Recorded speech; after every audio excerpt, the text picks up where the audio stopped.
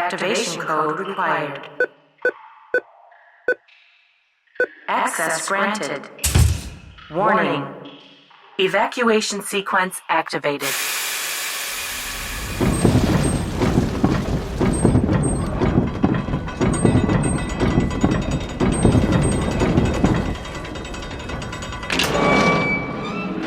We're back.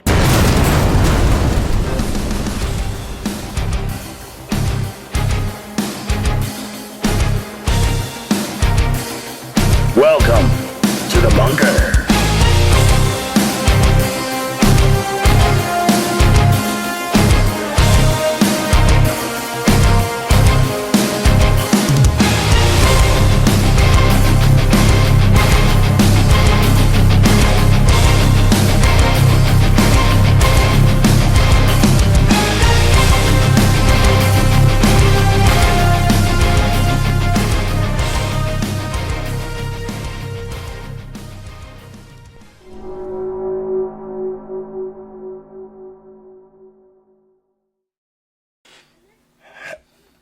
Hello, ladies and gentlemen, and welcome to another excellent and awesome episode of the S-4 Bunker.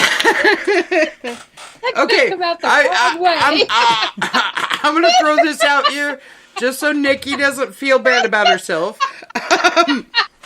We were talking about moose, not about other things. said partners or husbands. Okay.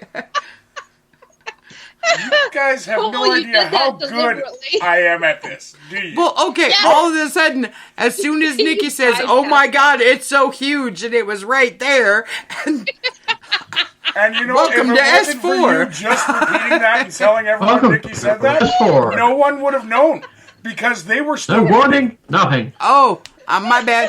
I'm so sorry, Nikki. I threw you under the metaphorical bus here. All right, ladies You and did gentlemen, that on so purpose. I would never. tonight, of course, No, we are not you, joined him. by Nikki Jacobs and Robert White. Thank you for coming, guys. Hello, guys Robert. G'day. And he's gone full Aussie on us. Has no one ever told you, Robert, you never go full Aussie? He can't help it. He is full Aussie. That'd be like me being like, never go full native.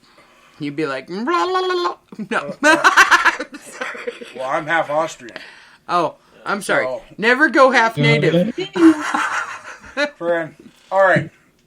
Oh my god. So tonight our main topic is angels and the like. And the like. Yeah, like The like. angels and Oh, other type of entities like them. like different angels Yes. like them.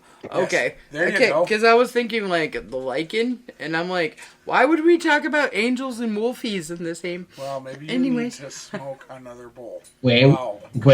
indeed. I can now. I passed my piss. No, you can't. That's supposed to keep you from doing it at all times during work hours, like while you're working there. Well, it's my day off, so we're good.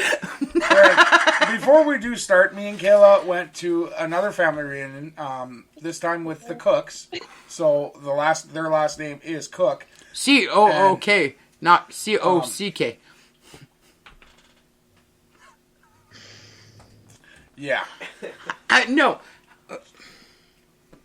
So we did run into a few of our cousins that we haven't seen in a really long time, and Jack and Bree have actually, hopefully by now, signed. It might be tomorrow though. They're signing the lease for a new building for their own business that they run. So they actually run metaphysical supply and service shop with charms, oils, candles, jewelry, home decor, and more. They do chakra cleansing, house cleansings, blessings, and more. Right now, you can find them at the Shelton Farmers Market, The market goes to the end of October, so August 17th, September 7th, 21st, October 12th and 26th. And then November 9th, they're going to be at the Healing Hearts and Psychics Fair in Bremerton. The business is called Witches Coves LLC, and you can find it on Facebook right now. So if you guys are in the area in Washington State, go give them a check out. Actually, if you're anywhere, go give them a check out. Pretty soon they'll be doing online sales too. And some of the stuff they have is absolutely gorgeous. They gave us a small protection piece and a few crystals and some smudges. Yeah, they gave us blue sage, which was really nice. So, really awesome of them. And they are straight up phenomenal people. Yeah. Phenomenal people. So thank you, Jack and Bree.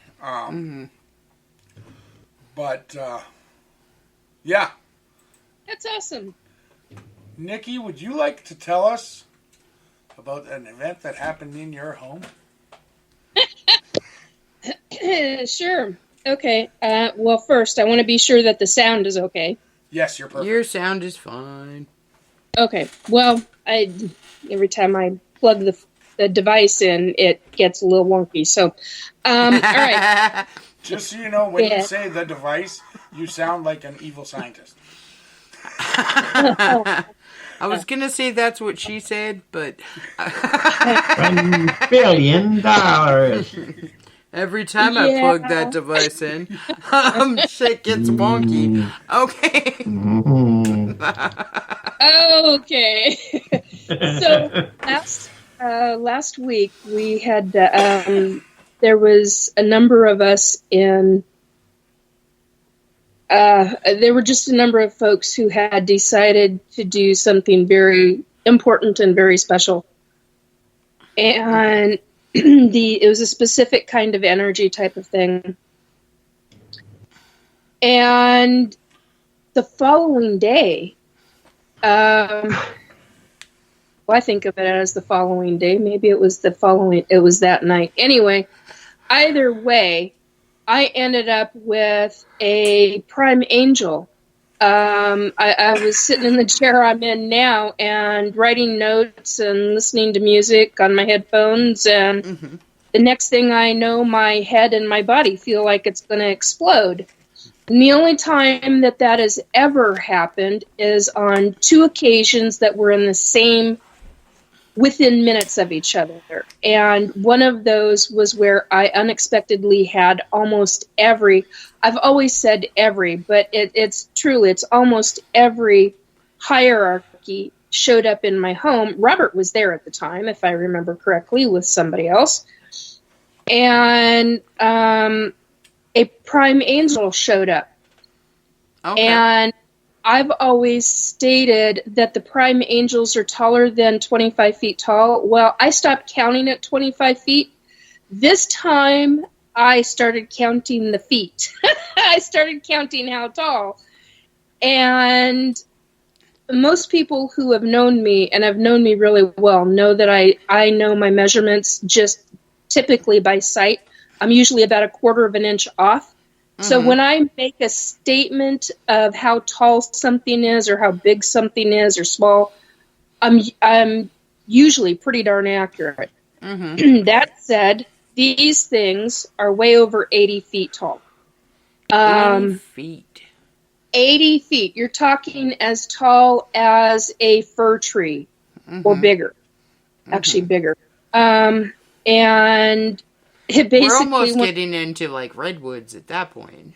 That's a good sized tree. Like, yeah. You really are. And he showed up to let me know, and I actually had to ask him to turn his frequency down just because the energy around me was so intense that I wasn't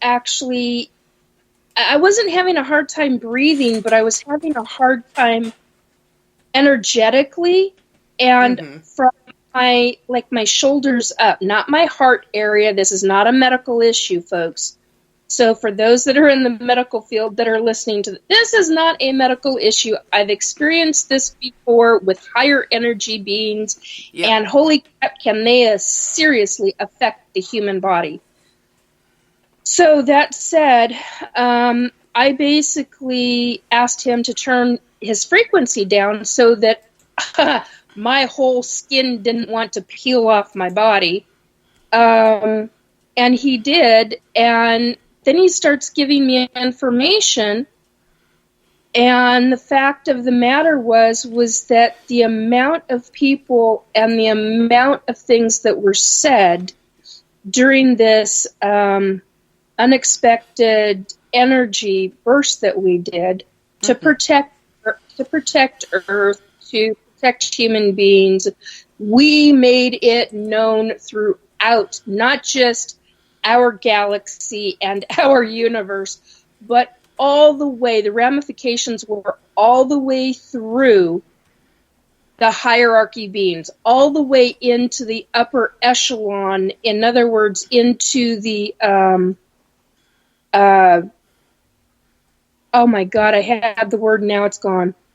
All the way into the councils.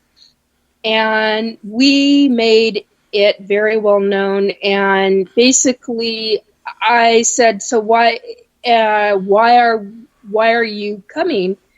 And he's like, well, number one, basically we had so many powerhouse individuals that was one of the reasons why we made it that high into the higher echelon councils. But the other thing is that I was asking, why can't I see you like I normally see you? And he said, because last time you saw me, I hurt you. And I went, excuse me? And he goes, and he started to say something, and I went, oh, my eyes. And he said, yeah. And so he basically put a special kind of like cover, a damper, over that part of my vision. And I said, well, let me tell you, I can still see your foot, I can still see your ankle, and part of what I can only classify as part of his lower leg.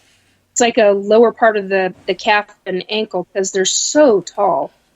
And try walking through that energy, because I actually had to stand up to go into the kitchen to get something to drink to kind of ease my energy down. And then he planted me. I mean, he's like, you're not moving. And I'm like, why? And he goes, because you need to be grounded and centered for the rest of this message. And some of the message I'm not going to talk about publicly, because that goes into everybody that was doing energy. Like, that's nobody's business except for those who were involved at the time. But what I will say is that he made it known that how important this kind of energy work is, and how important it is for as many groups coming together across the planet from all different countries, getting together, whether you're on Skype or Zoom or whatever form of platform you want to use, StreamYard or whatever, to do these kind of like group positive energy work and protection of planet Earth, of the outer, I was going to say outer realms, that's not what I mean, of the area surrounding the planet of Earth, and of protection of humans, and how important that is. And he really wanted to let all of us know that this is very, very important, and it will help us. It will significantly help us if more of us can be doing this on a regular basis. Because what we can do is we can literally, by doing that and doing it often enough with large groups of people, although we didn't have a huge group of people together at the time, but if it's done often enough, we can literally shift the negativity that's going on this planet and shift it towards the positive, and then actually completely shift it towards the positive. Yeah. We'll still have some negative, that's a given, but so here's the thing. I had no idea. I mean, I was like, why are you sent? Because basically what I got told was, because I will make a bigger point with you than one of the other angels coming to you. And I went, I know a lot of the other angels. Granted, some of them I don't know by name. I know them by sight and energy and excuse me, the color of their wings or the shape of their wings or all of that kind of thing, because I will literally see, a lot of times they don't show their wings, but when they leave, sometimes they do. And so there's things that you notice with certain angels. And I've known Michael, actually really, Archangel Michael really, really well. He's actually allowed me, shocked the holy living crap out of me on a couple of occasions where he's actually allowed me to use certain devices of his to protect certain people and certain other beings. Was it the Horn of Jericho? No. Oh. Okay.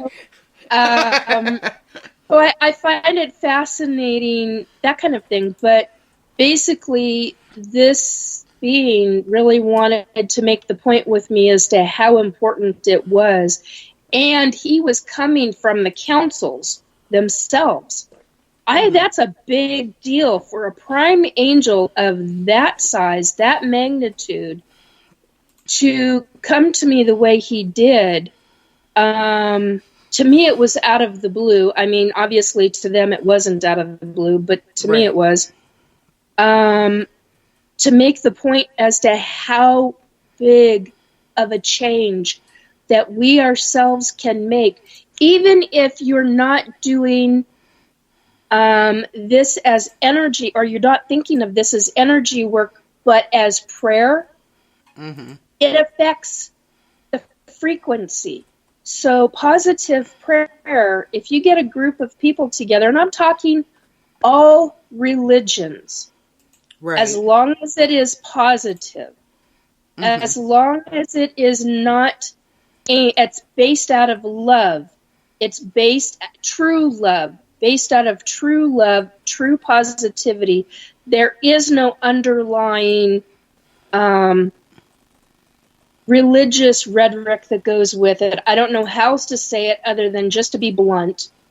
Or if you're not into that part of it, but you're into doing energy work and you're with a group of people, come together and put out 5 minutes, 10 minutes, or 15 minutes of that kind of energy work, of protection of the planet, of the core of the planet, of the surface of the planet, and of all its humans on the surface and the beings underground, because there are animals and lizards and I mean, like, you know, like I'm not talking ETs. Oh dear God, Robert sent something.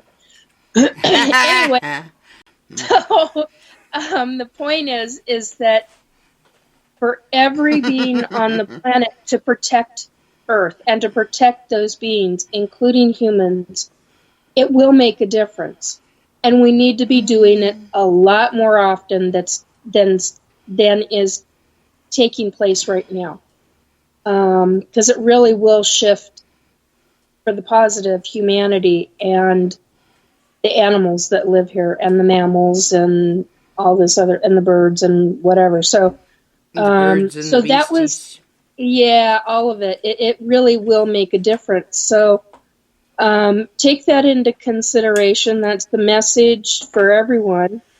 But yeah, it really brought the point back to me as to how big certain angels really can be. I mean, when I have seen and spoken with, for example, Michael's huge. You talk about a hardcore warrior. He is beefy and strong in the shoulders and arms and torso and legs, and oh my God, he's huge. Whenever I've seen him as like 9 and 10 feet tall. And I think he's bigger than that. I think he's much, much taller than that. But he's also, most of the times when I've seen him, he's been at a distance. Unless I'm being handed a device to use as protection for something very, very specific. But Right. So it's that I find really fascinating. So you've got angels of different heights, different sizes, small ones, in other words, petite, whether they are super, super skinny and short, or super, super skinny and tall. This prime angel was beefy. Okay. So in the first time I saw him, the old 80s saying, "She blinded me with science." Well, I got blinded with the prime angel, and it affected my human eyes and my psychic eyes, and I literally the light hurt so bad on both of those that my eyes just started watering, because it was like I couldn't. It was so bright, I almost couldn't see. It was almost. No, it was as severe, if not more severe, than when you have an ET ship overhead and they do that bright white light. And oh my word, that's intense. So, and this was much, much stronger than that. So, anyway, now I'm babbling, but that's the gist of. Can you tell me what? Can you define prime angel for me? Yeah, what's the difference in a regular versus a prime? Well, based on how I understand it, and see, this is where I was kind of hoping that Rosella would be here tonight, and I kind of forgot that she was going to be gone on a trip, because she knows more about the angels than I do. I mean, she knows all the names and stuff. I don't hold on to all of that. But I do know, that a prime angel deals with God himself in a very different way than, say, Michael does. But I also know that a prime angel also deals with the higher echelon councils. Like there's, and see, this is where our Keith Andrews would know the councils that I'm talking about. And I know Robert does too, to some degree. So it becomes very, I do not know what is above a prime angel. I know the Bible talks about, excuse me, it talks about, Robert just put something in our chat, so that's where that was from. That's where the laughing is from. But I know that there are different kinds of angels that are talked about biblically that have multiple eyes. I've never seen anything like that. Multiple wings. I have seen multiple wings. I have seen 3 sets of wings on one angel, but that was a different ballgame. That was a completely different ballgame. But typically what I have seen is if an angel does have wings, and not all angels have wings, you can typically tell an angel by the energy. I've only ever come across 2 negative angels, and I don't know what to call them. I don't call them Lucifer.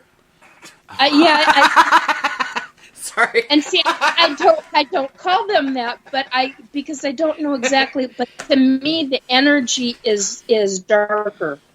Well, not darker. It is dark. And to be fair, it would make sense that God or whoever's running things up there Yeah. would have darker Yeah. angels or Yeah. negative energy angels because you need them. Well, you'd have to. You have to have the yin and the yang. Okay, so anybody, anywhere, you have to have the balance there. It's kind of like Star Wars, where you're like, the Force, but then you have to Sith to, like, you know what I mean? Like, Yep. No.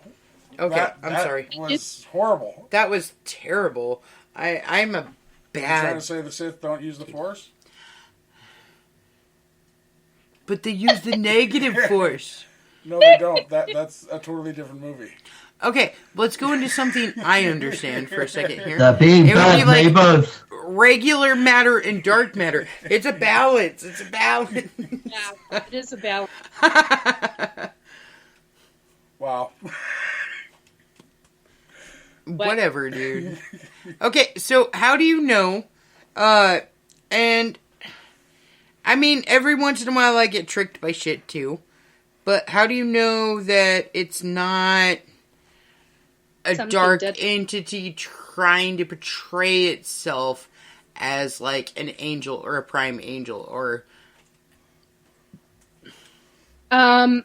Well, for one of the reasons, for me, and every psychic medium is different, but for Right. me, there's an underlying, how do I explain this? Like it's almost a chi? Like it's almost a like energy you see about a person?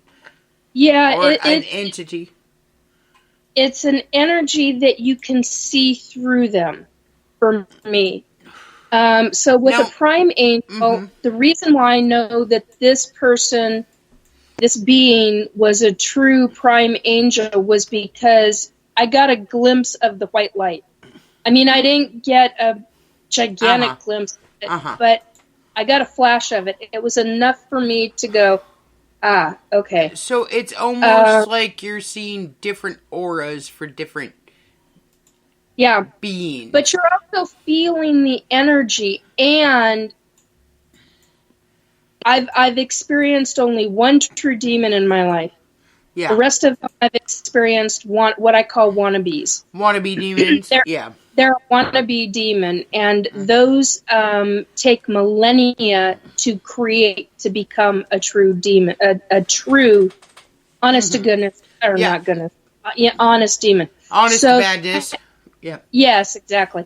And so their energy is extremely different.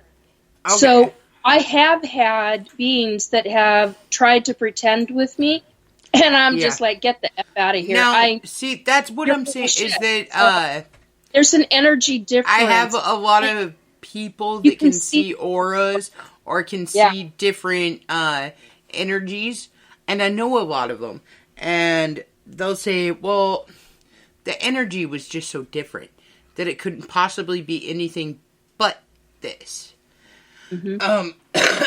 So, but I also know that each of them see that or feel it in a different way. So Yeah. some of them have a feeling that that's what it is. Some of them Yep. see different color spectrums.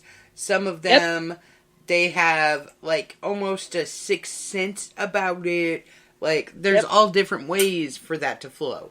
So that's what I was kind of more trying to ask was Yeah. in yours, then it's a sensory thing or is it a perception? It's a combination for me because I use, when I have a being of that magnitude, standing next to, well, technically I actually walked through him, but that's which is a whole nother feeling and sensation altogether. Right.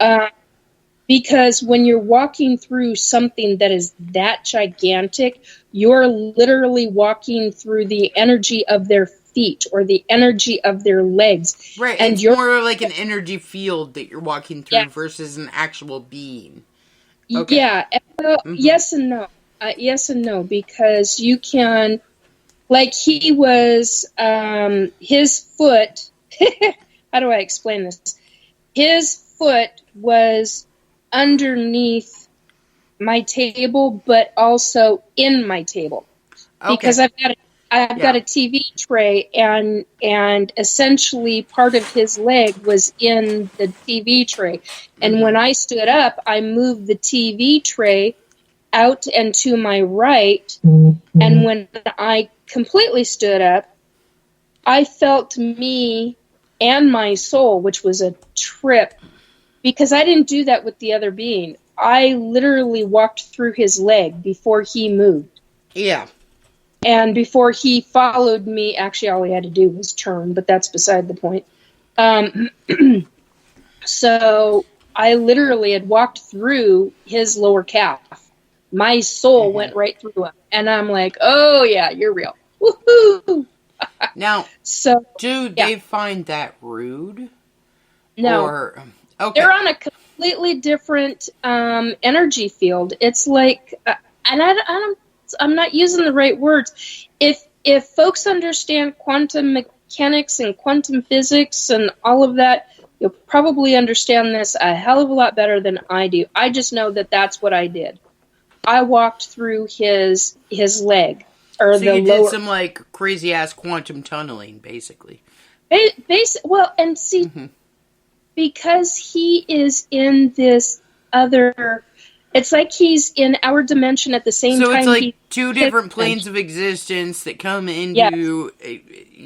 okay. Into one existence at the exact same second. At the exact same time, but they aren't fully in each. They're kind of in half and half in both. Yes, and speaking of which, I got somebody else here right now. Hi. Wow. That's a trip. Okay, somebody's watching. That's we're getting listened in on by the hierarchies, and somebody else is actually not very far from. Because I'm in my bedroom right now, so somebody's not very far from my bed, end of my bed. They're like half in and half out of my room. Is his name half Billy? Outside. Yeah, that's funny. Half inside my room and half outside my room. That's bizarre. Okay, anyway, and I'm not... Well, I mean, if you're like 80 feet tall, you'd have to be like half inside and half out. Oh, yeah. I mean, he went through numerous ceilings and then unless through you have a gigantic ass bedroom, and then I'm jealous. I'd be jealous. Right. You can fit a whole archangel in your bedroom? I'm jealous. Okay. Yeah. Yeah, I've always thought about having and if I had property again, I've been thinking a lot about having an outside area that is big enough for 60 and 70 foot tall beings that could come in. Whether Sasquatch or something else. I've literally thought about that. You know, have a great big what we would call not a canopy, but an outside event area, covered area. You're not allowed to trap those beings. That's kind of messed up. You're like, come to my property, hang out in my area. Oh hey. Yeah, I mean, I've thought about. No, it's not trapping them, but I have thought. Come and see my things. Come check this out. I swear. Well, I want a piece of. I do want a piece of property where all beings can come in peace and kind of just hang out. Everybody hangs out with humans, preferably humans that aren't. Let's put it this way, offensive. Pricks. Dude, so I tried to have a piece of property like that, and then I figured out I don't like humans. So... I can relate to that sometimes. I like them. You just don't like the fairy people. Whoa, what? So The Fae. Don't say it that way. You don't like the fairy... That sounded horrible. Okay, whoa. Gold doesn't like the fae. He's okay with the fairies. You okay with the fairies? well, there are... there are some fae that are very, very good, and then there's some fae that just are not the nicest folks. Okay, So, whoa. So he was just telling this story, like, last weekend. So why don't you go ahead and tell the panel about your wonderful fae just 2 weeks ago we told this story. Did you? Yes. Oh, well, I fail. Yeah. You're not good at this. Okay. What are there any entities that we know of that you would compare to an angel? That's a good question.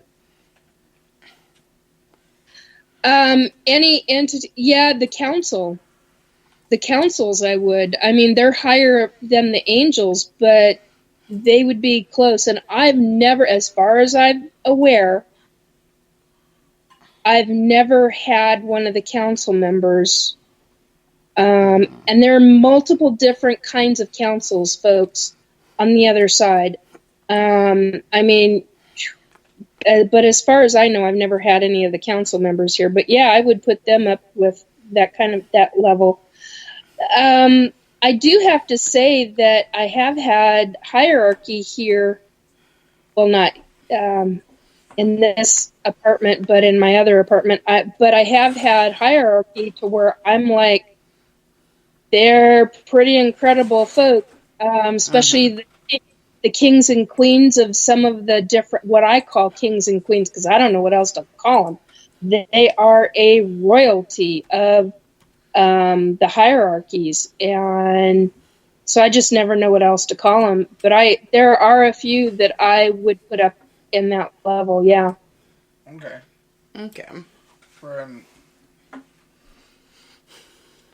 So. What were you going to say? Well, I'm just thinking, like, do you know if those two ever have contact with each other?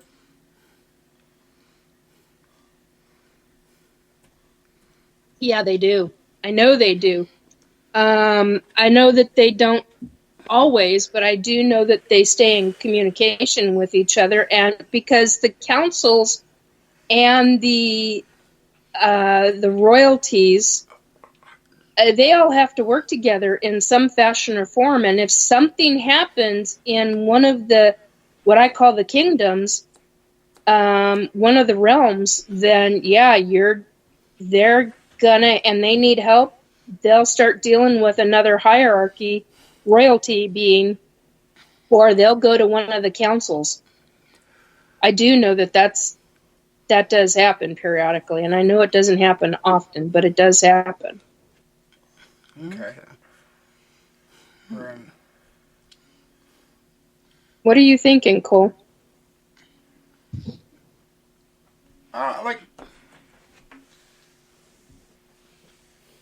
Yes. Okay, we are about to have a major event. Yes.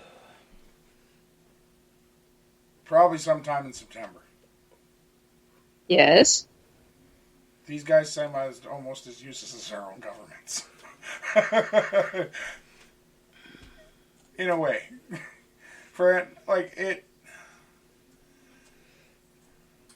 Yeah, but, I mean, not really. Because if you think about it, like, they look at us, and they see these beings, but, okay, how do I put that? If you are a more powerful, more knowledgeable being, okay, you're gonna kind of look at us almost like we look at apes. Like primates or ants even. So it's not gonna be like, how is it? So if you see a kid out there holding a telescope, right? What the hell is that called? Telescope? No, it's not a telescope that sees planets. It's a... Okay, if you see a kid out there burning ants, let's say, okay, then you might tell him, hey, don't do that. But whether or not he doesn't continue doing that, it's not going to be any skin off your back if a couple of ants get burnt. right? Depends on the ant. So, I mean, like, if they're looking at us as that, then it doesn't really matter to them how many of us. I have been told by both the hierarchies, prime angels, and ETs, both living and deceased, that we are classified as children. Okay. Because we know so very, very, very little in the grand scheme of things. Right, but I mean, how do I put it? So we are still learning. We are we're basically... We're babies. We're babies or toddlers. We're babies or toddlers, yeah. In the grand scheme of things. That's what like we're just before we're about to walk. That makes it almost worse. But then, yeah, that's my problem, is that if we think of them as... Okay, so if a kid's out there burning ants, we're not giving a shit. But if a kid's out there killing 12 babies, we care. That's a psychopath, and then we start that the wrong way. You know, we're doing the kids. So, like according to them, we are children. Yeah. Are you not supposed to protect your children? Well, and that's what I'm saying. Is it's going to be a totally different scenario. Yeah, that guy's supposed to protect me, Robert. If the person's out there killing kids versus killing ants, like, you automatically go, oh, whoa, wait a minute, that's not okay, and we'll protect the children. Or at least most people would. But do they have this... Except for the children beyond the corn. Yeah, that's true. But do they have, like, the same type of thought process, feeling, I guess, as we would, as far as, like, that's not okay? Like, their wrongs and their rights, they can't be really on the same level as our wrongs and our rights, because ours are so fueled by emotion, and these aren't necessarily emotional beings. No, they're very legalistic. Many of the from my personal experience, many of the races of ETs, many of the different races of the hierarchies, even the council, they're all very legalistic. Okay. The ones that I have felt true love from for us are the angels, the prime angels, Jesus, and God. Those are who I have actually felt love for humans, who I have been consistently told over the years, specifically over the last 6 years, that we are children to them, and that we are in our infancy, and we are still learning. And if we would stop with the detrimental bullshit that the global governments are doing with trying to decrease the intelligence of the human population, then we would expand and grow a lot further. And those in government and those in authority do not want that to happen. That is a known fact. You can go back into the sciences in the last 50 to 80 years and take a look at all the different things that are taking place across this globe. So me to say that is not, I mean, that's science. So take a look at it. I would say on that behalf, specific groups of people. Okay? Because there are other groups that they're like, yeah, totally expand on that. Okay? And then bring them into their inner circle or whatever. But it's not all humans. It would be specific groups of humans. Yeah. Yeah, I did not mean to say it that way. If that came out that way, I do apologize. That is not how I meant it. I agree with you, Kayla. It's specific. You're right. It's specific groups. But, and I know that the hierarchies, I know that they get frustrated with the detrimental garbage that is taking place on Earth. I think that was one of the other reasons based on everything I was told by this prime angel, and I didn't get a name, I didn't ask, I just know, and the energy to me, here's the thing about prime angels that I know. They are not male, and they're not female. Mm-hmm. But to me, the energy of this one that came to me last time as well was male. Okay. So I have had angels that I have known that have been, that the energy has felt female. Not many of them, but I have felt them where the energy feels female. So, but most of the angels that I dealt with are male. Mm-hmm. In spirit, not necessarily in, But energy, it's specific to energy. They are physically not male or female. Mm-hmm. I don't know how else to say that. They are just, you just get that, like, gruff male feeling off of certain ones. Yeah. And you get the more feminine feeling off of others. Yeah. Yeah. Yeah. So it's very fascinating to me how that works. Now, I've come across ETs that do not appear to have male or female genitalia. Oh my, excuse me. But they have an energy about them, whether they feel male or female. Now, now that's the other thing that I'm like a little off on, and just me personally, because I haven't come across a lot of that. But I know that, like, looking at said ET or said hierarchy or anything like that, you go, they don't really have a gender. They don't really have, they're kind of fluent in that. But do they? And it's just, it's not put across the same way necessarily as our, like, you look at a female, you look at a male, and you can obviously be like, there is this, and this that's different about the two of you. Yeah. Like, just physically, not motion, mentally, or anything else like that. But just physically, you can look at somebody and be like, that's male, that's female, like, this person has boobs, this person doesn't, stuff like that. Yeah. Okay? Yeah.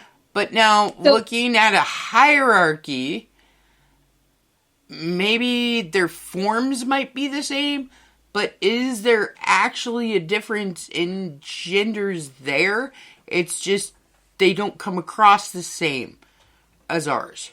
It's very possible. I don't honestly have an answer for that. I just know that so for ETs, it's a very different ballgame. There are some that are male and female. And then you've got,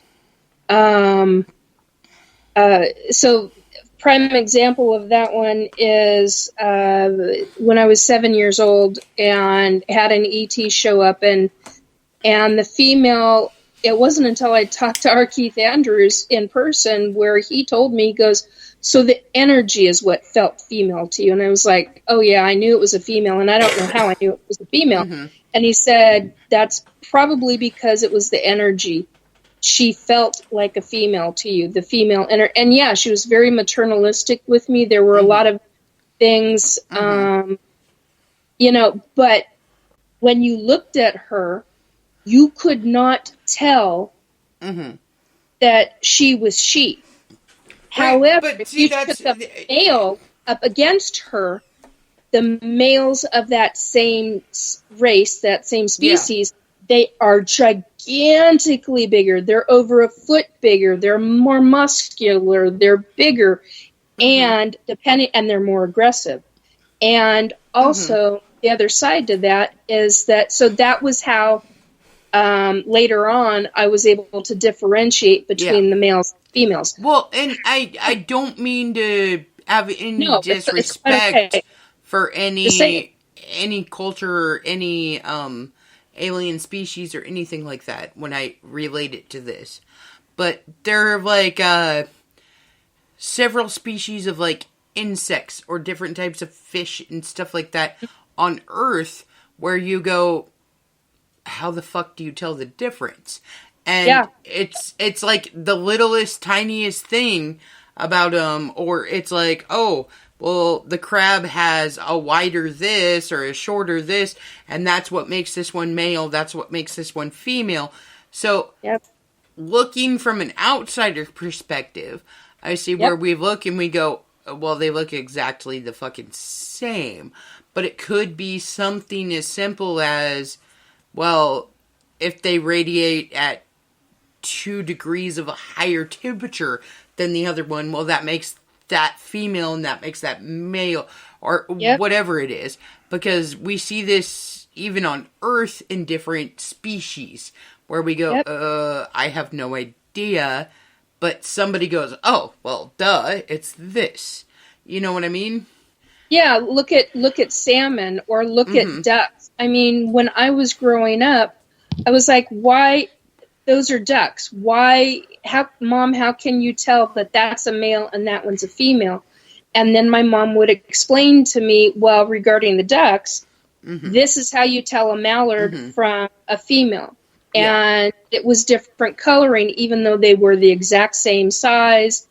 The feather, and that's why I go to like crabs, because if I look at a random crab and you look at them from the top, you have no idea whether it's male or female. But once you flip it over and you go, oh, okay, the base is wide, the base is skinny, there's the difference in the male or the female. And it's something that small that makes you go, well, I would have never known just looking at them and not being told that's what makes the difference. Actually, with crabs, exactly. It's quite easy to tell from the top. I can't. The male one, his name starts with Mr. Oh my god. Mr. Krabs. SpongeBob, and these are easily identified. Oh. Krabby Patties, that's what I think of that one. And it's always easy to tell with scorpions. Mr. Krabby Patties. Well, then, I mean, there's binary. If there's species that are neither, too. So you'll get, like, earthworms, for instance. Slugs. Where True. they aren't either. They're their own entity. You know what I mean? Slugs But have males and females. I'm talking about a certain species. I mean, of slugs. the one on SpongeBob is named Gary. okay, You don't name a girl Gary. He's not a slug. That's rude. He's a snail. snails are totally He has a different shell. than slugs. No, they're not. Yeah, they are. That's They how have you know he's a shells. guy. His wife took the house. Yeah, that's true. Oh my! You know, I'm right. I have nothing to say on that. I have nothing to say on that. Oh God! But it does Oh, make me dear wonder God. with different entities. Okay, because we know that certain entities, not all of them, but some of them definitely procreate. Because we see younglings in different entities. But Yeah, you we see don't the result in of others. that. Yeah, exactly. And then you look at them and you're like, which one's the mommy, which one's the daddy? Is there a difference? Is there a, like, who knows? Right? But others, Well, you look. Seahorses and others stuff. again seem to come out of absolutely nowhere, and all of a sudden there's a baby, and it's like, well, is that like a earthworm where it's like a piece of them that becomes another, or is it actually a procreation type of situation that makes it so? Yeah, I mean, there's so many questions that we've got. Because there's very few races of anything that I haven't seen different age gaps in. Yeah. Yeah. But at the same time, I'm like, how did you come to be? You know? Well, and it makes it kind of difficult with dealing with some of the hierarchies, even though, I mean, I go on energy for me personally. Yeah. Well, and sight. I go on psychic sight and energy, but typically it's like 80-20, 80% energy and 20% psychic vision. So, Right. and yeah, demonics or the wannabes, yeah, they can make them or try to make themselves appear to be on the good side, and they're not. Well, a psychic worth their weight in salt, so to speak, as the old saying goes, Yeah. you usually psychically see through and feel through to the negative energy at the core, and then you're like, nah, get the hell out of here. Get out, and then Now, the other problem with that too, though, is that certain people always see the negative or always see the positive. Okay, so they're more apt to see certain traits about certain things than others, or they ignore other traits and say, "Oh no, this is a good being. This is a prime angel. This is this." When it could be a wannabe or it could be a demon or something of that nature, but they push the negative aspects of what they're seeing aside because that's not how they perceive. So, well, and that also shows that they're not paying attention to their own instincts. And that is deadly. It can be dangerous to the point of deadly. right, but I mean, like, you have that Really in, like, even relationships with, human to human relationships. Yeah. And when you're on the inside looking out versus the outside looking in, certain people on the inside, they see all the positives about somebody and they push away any of the negatives about that human being, or they go, oh, well, he didn't mean to, or she didn't mean to, or whatever it is. They make their excuses for certain actions or certain things that person does. Those are bypassing the red flags. Right. That's where they're exactly. And that's what I'm saying. Like, from the inside looking out versus the outside looking in, it can be a totally different story based off of that. So if Correct. you have somebody that's going, okay, this for sure is, and I'm not saying you, I'm just saying in general.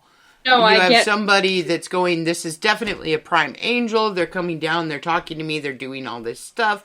And then somebody on the outside is like, not so much. Like, did you notice this, and this about said prime angel? It might, you know what I mean? It might not even be the fact, like, the argument of whether they're a prime angel or not. It could be the fact of whether they're a negative or positive being. Exactly.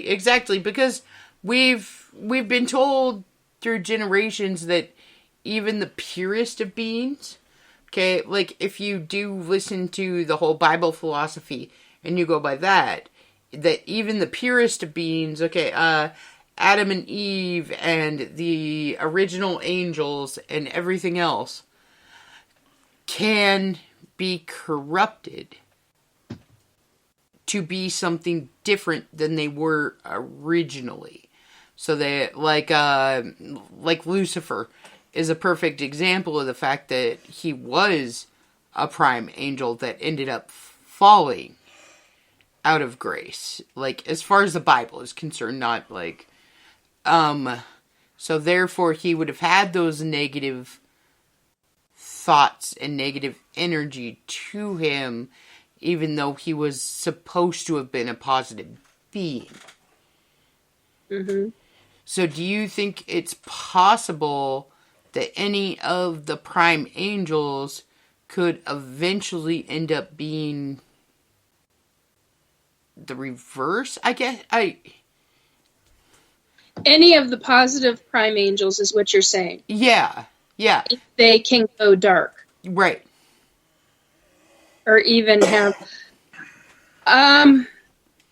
regarding prime angels, I don't think they can. I don't think, to be honest, based on what I feel, now I could be wrong. I mean, we don't know, we don't have all the facts.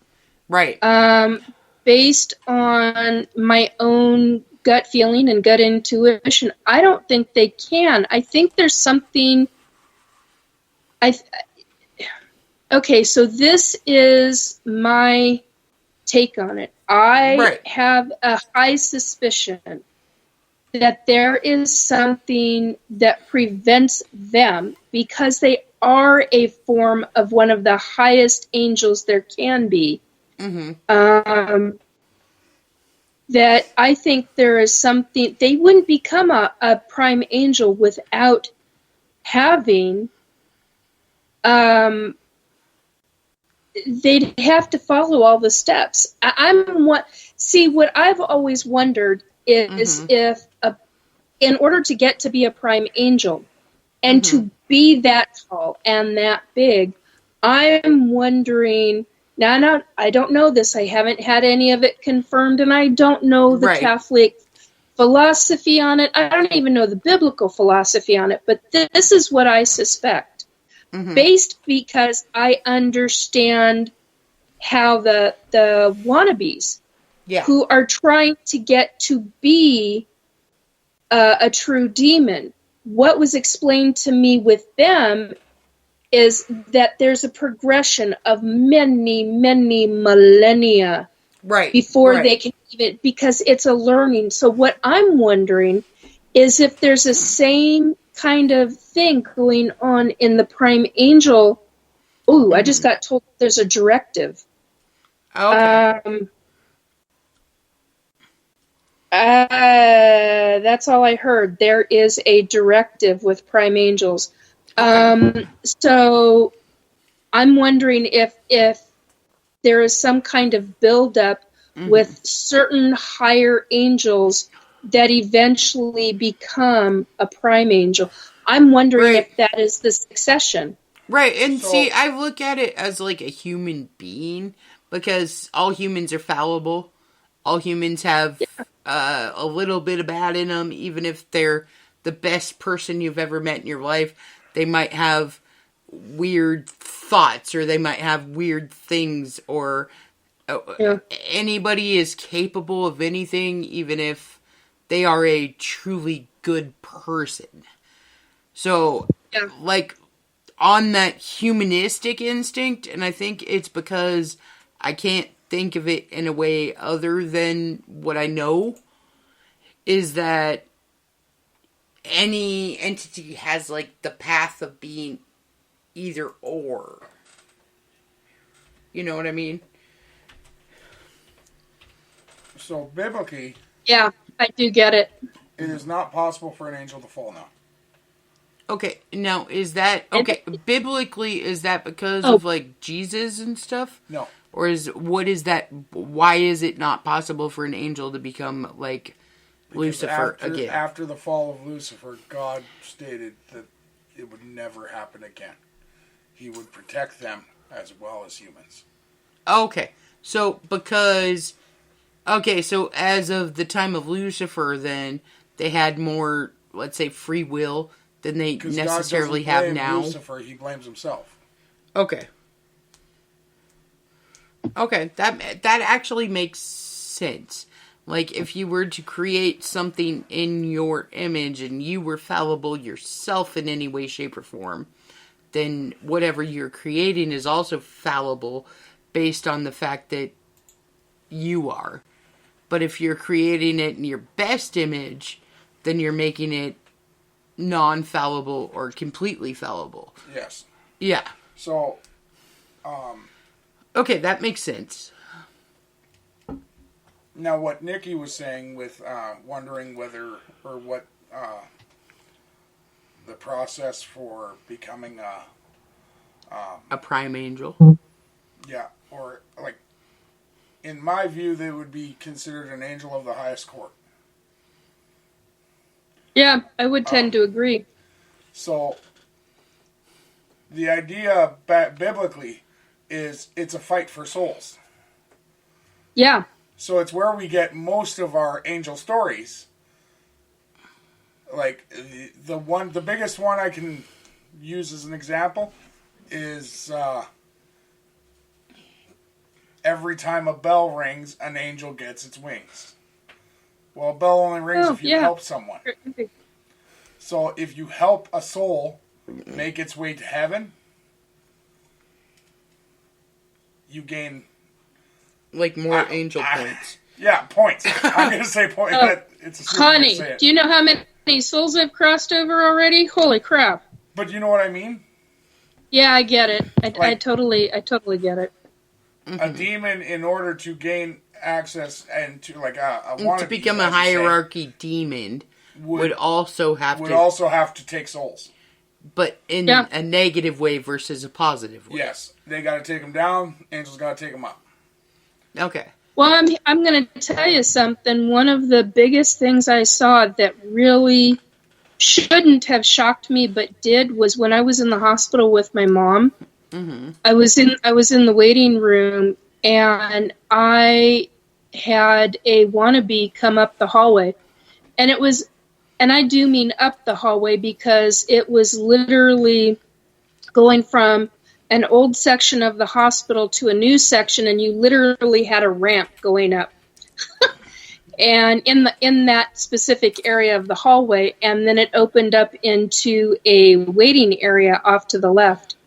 And I literally saw what I can only classify as shadow light walk up, or float, not walk up, but float up that hallway.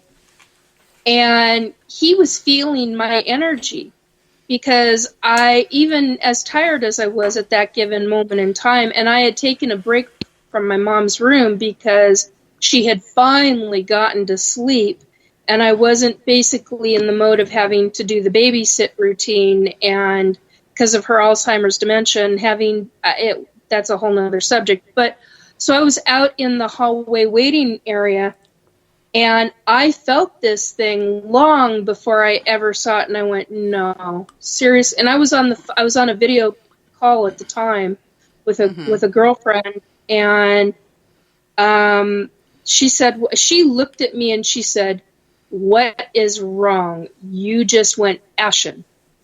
And I went, I've got a being that's in the process of making its way up the hallway. And it's like it just sauntered right on up. And I looked at it and I went, "Can you stay on the phone with me?" And she said, "Whatever you need." And I was almost in full hand-to-hand combat with it, because I was like, "Bitch, you do not want to fuck with me right now. I am not in any mood to deal with you."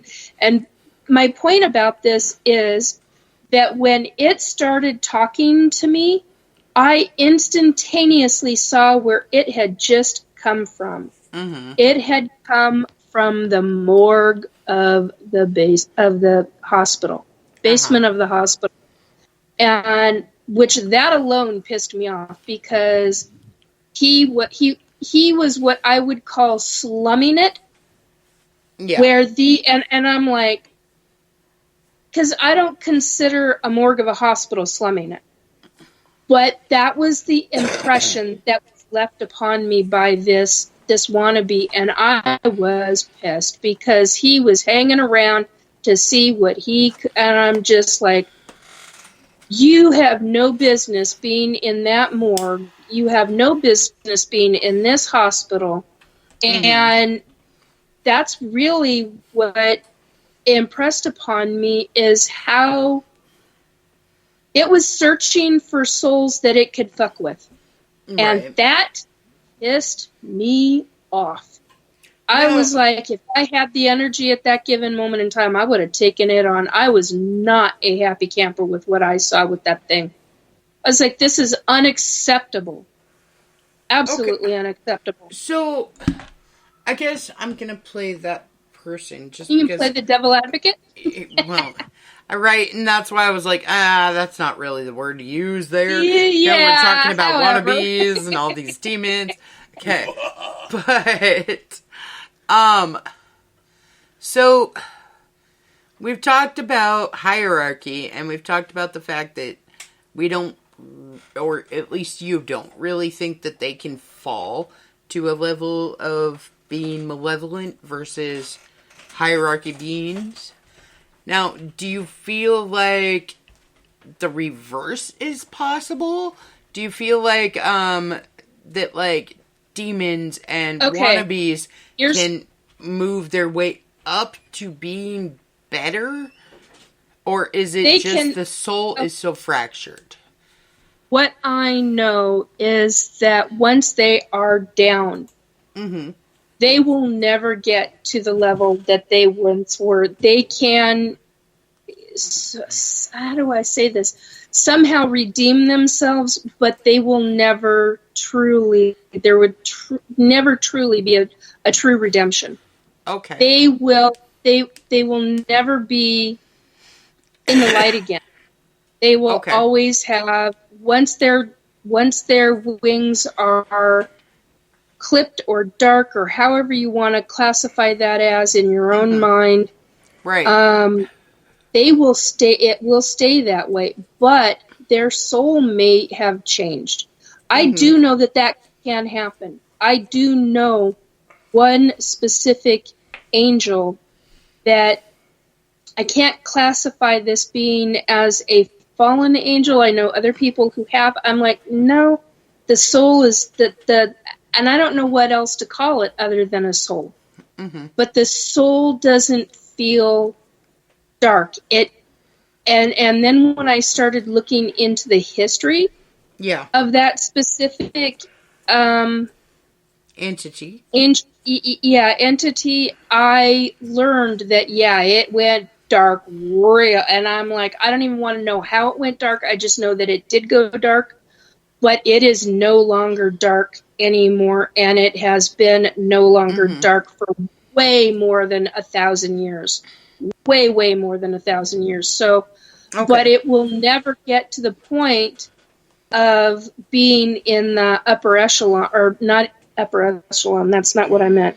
It'll never be. It'll never be a prime.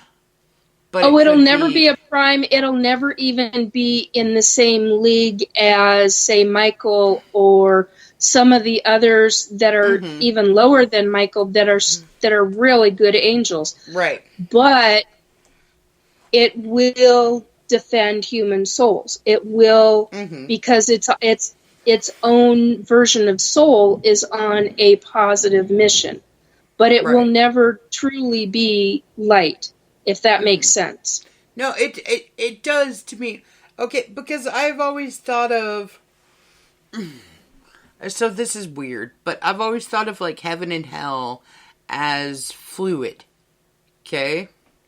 So I've always thought of it as if a person is a bad enough person in reality, like in actual life, when they pass over and they, let's say, they're in like the third stage of hell or whatever it is, right?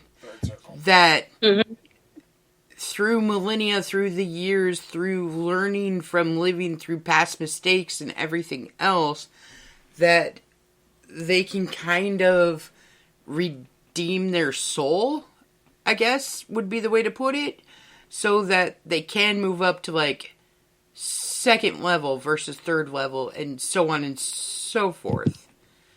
But I think based on what I know, I think that they will never, I think they get into a neutral position.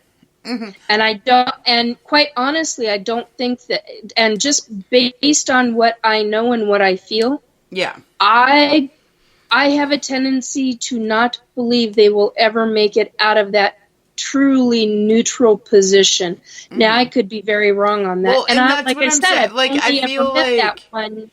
I've only ever met that one.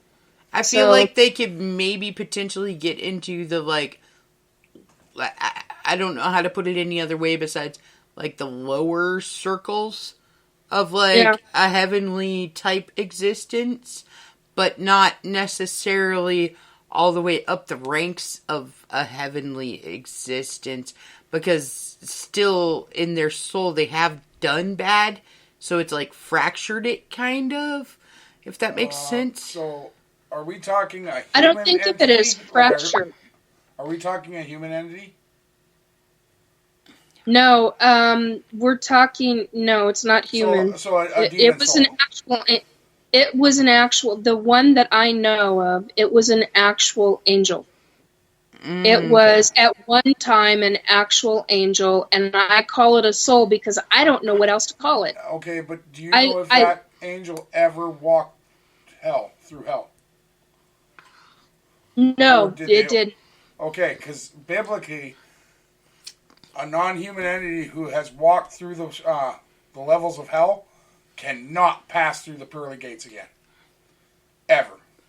Okay, No, that I- based on the Bible, like proceedings Yes. of this. Okay, and that's And why not I'm just like the Bible, I'm not That's the Bible, like the Quran, the I don't know about the Quran, but I know it's in the Hebrew Scripture as well. oh okay. And it is a serious rule. Yeah, it's very They're not allowed serious. to walk through those pearly gates until it's his time. Okay, but see, that's what I'm saying, though, is, like, is there ever a time when it's his time? Like, you know what I mean? Yes, the apocalypse. Okay, so when the apocalypse, or, God, there's so many different ways of putting that. Valhalla, Oh, yeah. all of this crap. Yeah. Okay, So many. whenever this life-altering, like, horrible mass extinction thing happens, okay, then do the souls of the people that had made it to basically heaven, but not really, then they're allowed in there? So, like limbo? Yeah. No. No. Okay. You still have to earn that. Okay. Well, and see, that's the thing, is I've seen a lot of movies, and I know that movies are definitely not factual, okay? Especially when we're talking about, like, sci-fis and thrillers and stuff, okay? But I've seen a lot of stuff, I've heard a lot of different takes on it, like Dante's Layers of Hell, like Memnoch the Devil, different books, different series, all that kind of crap, where different entities, and not just humans, so it's going to be different entities in general, will end up in a limbo type of stage where they choose their path from there, basically. So it's not, how do I put that? So maybe you've done some bad in your life that you feel bad about, but you got to get over that bad before you can necessarily enter whatever version of heaven it is that you believe in. Do you know what I mean? Yeah. Yeah, but it's not just getting over the bad. And this is throughout all of the Uh-huh. things you were just talking about. It's understanding that you had free will your entire life. Mm-hmm. Therefore, Yeah. your issues are not God's fault. Okay, now do you The only believe fault, the person that was at fault for the issues you had in your life was you? Yes. Now, do you believe that other entities end up in this state too? Or is it just straight up humans? Or is it like would Sasquatch, for instance, end up either in heaven, hell, or in a state where Okay. they have their Hold own? on. I have one that I have to ask you guys. We all know, according to the 1980s classic movie, all dogs go to heaven. What the fuck does Dogman do? Okay. I'm going to respond to what you both are asking because there was a time when I cleared a cemetery that had a necromancer do some pretty, and I mean, we're talking lower than the 1600s necromancer. So we're talking very, very, very dark black I don't know what else to call it other than black magic. Horrible because this shit. very, very horrible. And she had put some extremely bad juju on this, and I call it juju because it's stuff I don't even like to talk about. Yeah. But she had called into being, which tells you how powerful she was. Something so bad on this piece of property, and later on, hundreds and hundreds of years later, it became a cemetery. It became an official cemetery. After humans really really got there, but that's beside the point. Anyway, so during that time frame where she had put this evil thing on there, this evil thing was a soul collector, basically, and it was torturing souls. And I and somebody else, I got cornered there when I physically went to the cemetery, and I had a spirit made me promise before I could ever physically leave the cemetery. She made me promise to return and to help what was going on there, to make it better. Now, the point of this is to state that some of the souls that were trapped were human souls. Some of the souls that were trapped were Sasquatch souls. Some of them that were trapped were Fae, different fairies, different Fae family, different beings. I did not understand at that moment in time, until that moment in time, that, yeah, Sasquatch has souls. Different Fae have souls. The fairies have souls. Obviously, humans have souls. They all play a gigantic... They go to their own form of heaven. I don't know what else to call it. I don't typically call it heaven, but since we were talking about that word... so they go to their own form of crossing over. Whatever that might be. Because when I crossed over 50 souls that night. Way over 50 souls. I stopped counting at 50 because I became so overwhelmed. Yeah. I had a hell of a combination of human, Sasquatch, fairies, beings I couldn't even classify, but knew that they were Fae. And they all... The humans were the only ones, let's put it this way, the human souls were the only ones of multiple different religions who were the ones that were asking me, where do I go? Yeah. The other beings did not have to ask me. I knew that they knew exactly where they were going. And no, see, basically they all, here's what I wanted to say, is basically they all crossed over into the light that's into love, sheer love, and every single one of them that were injured, because there were quite a few, I didn't even know souls could be injured. I mean, this was a hell of a learning process for me, to find out that, yes, souls can be severely damaged, and they, including the Sasquatch and the Fae, they could be severely damaged, but there were multiple sentinel angels, and they were sentinel. There were centaur angels and sentinel, which are very different angels. Yeah. I didn't even know that. I like I said, this was a learning process for me. And there were angels that were what I can only classify as recovery angels. And they took the souls, whether it didn't matter if it was human, Sasquatch, or in the Fae family, they took those souls to a what I can only classify as a hospital of souls to recover and to help them. Now, so like I was basically a purgatory. But okay. But I wouldn't call it a purgatory. It was what I was told was that it was a form of a hospital that was like a college.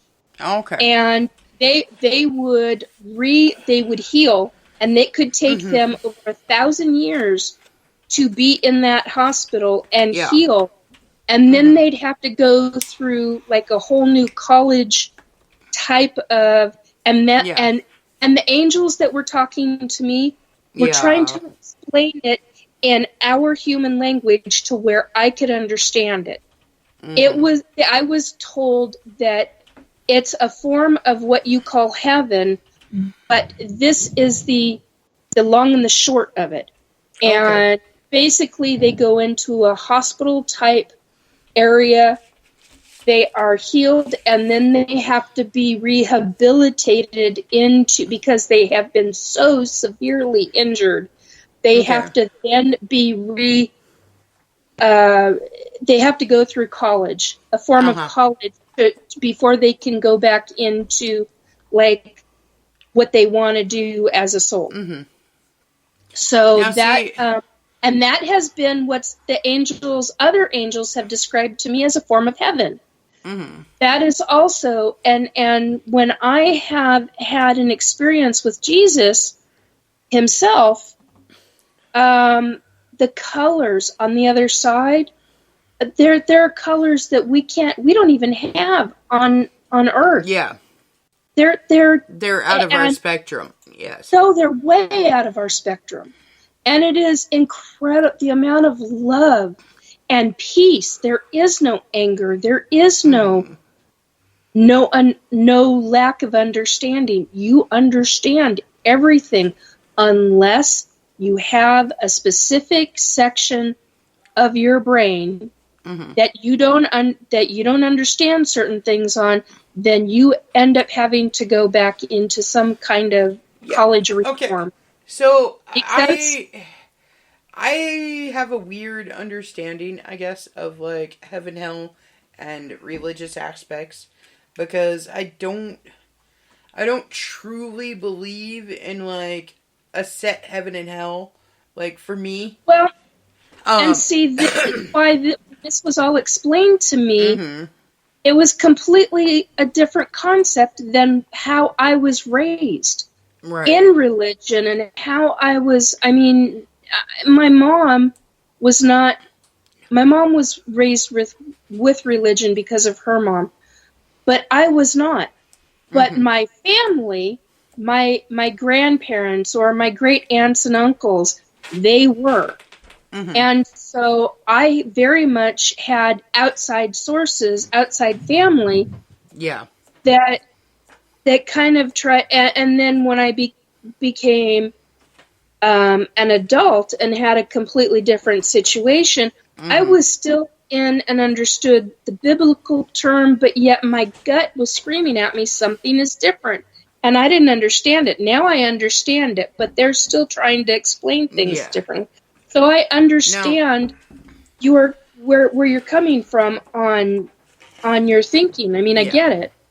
Now, I'll put this like in a really weird way, but for me, I did have the structure of organized religion. I have been through the structure of organized religion.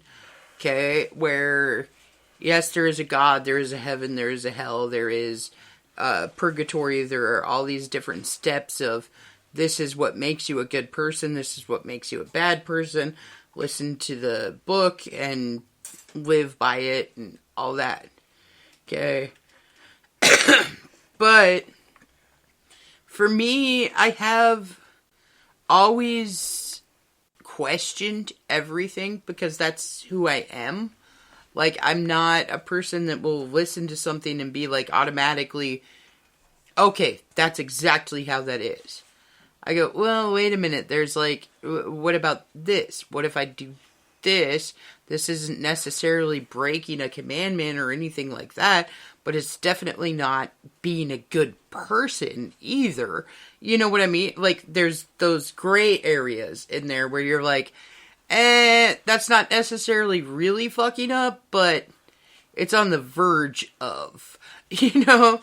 So, I have always thought of heaven and hell as more like the end all for everything.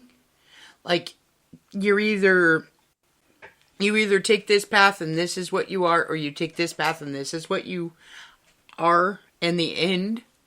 But I always have thought of it as being a continuous chances at. Okay, so like, this sounds really fucking weird, but, I think of, like, you're born into the body that you're born into, whether it's E.T., whether it's Fae, whether it's Sasquatch, whether it's human, insect, whatever. Okay? So you're born into this body. You make your choices, and you do either good, bad, or whatnot. Then my form of purgatory isn't necessarily what people would think of as being stuck in like a purgatory. It's more like you get reincarnated as this, or this, and you get to decide whether or not you're making those choices again until you get to like the final level of, I guess, reincarnation, where you have made so many bad decisions through all of your different years of reincarnation that you definitely end up in hell. Or you've made so many good decisions throughout your years of different reincarnations of different beings and everything that you end up in your form of heaven or whatever it is. But I've never thought of it as anything but really kind of fluid in that way, where you have multiple upon multiple chances through multiple lifetimes and multiple beings to be able to really truly decide where you belong. If that makes sense. It's just a black void. Yeah, it makes sense. I can absolutely attest to the idea that Kayla does, like, questions everything. I absolutely First time do. in a Catholic church, she's like, "What the fuck do you mean I have to stand up again?" For Okay, seriously, I did that when I was a kid. I made that very statement to somebody, and I got the back of my head slapped from the father of my best friend at the time. If you have never been to a Catholic church in your life before, okay, it's a fun time. You should and go. when I was growing up, I went to several different Christian denominations of churches. Okay, Same here. One of which was like a lot of singing, another which was a lot of prayer, another which was a lot of hymn work, like different things for different churches. But I had never been to a full-fledged, like, Roman Catholic, this is what it is, church, until I met Cole. And the first time that I went there, it was like a whole new freaking world, because there were so many rules to everything that I was like, I don't even know what I'm supposed to be doing right now. And I'd look at people like sitting next to me, and there was a lot of stand up, sit down, kneel, do this, do this, do this. And it was very regimented, and everybody there knew exactly what they were supposed to be doing. So it was almost like you were watching different robots being like up, down, side, this, like almost militaristic, like in the actions that they were doing and in the things that they were saying, and they would know exactly what to say every time the father said this, or this, it would be this response.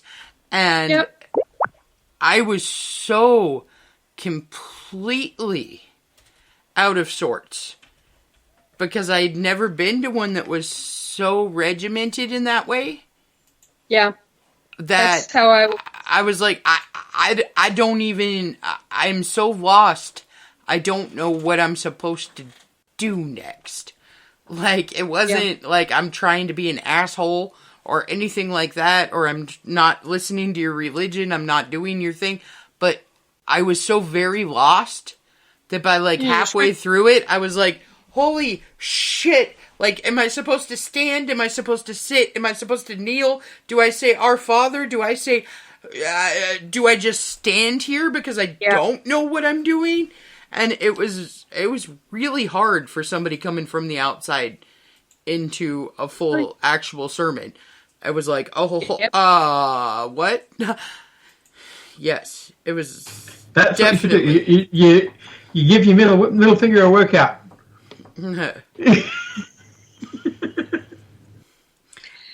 Yeah, I've known people to do that too. So I'm gonna.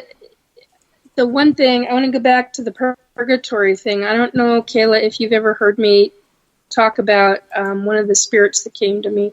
She was a murder victim, and she and her family member were doing necromancy. Okay. And we're talking old school necromancy. Current, but old school necromancy. Okay. Okay, and when she came to talk to me, she was surrounded by beings that I didn't even recognize them, and they were a form of a specific kind of angel that I was like, I don't mean to be rude, but what the hell are you? I mean, seriously, what are you?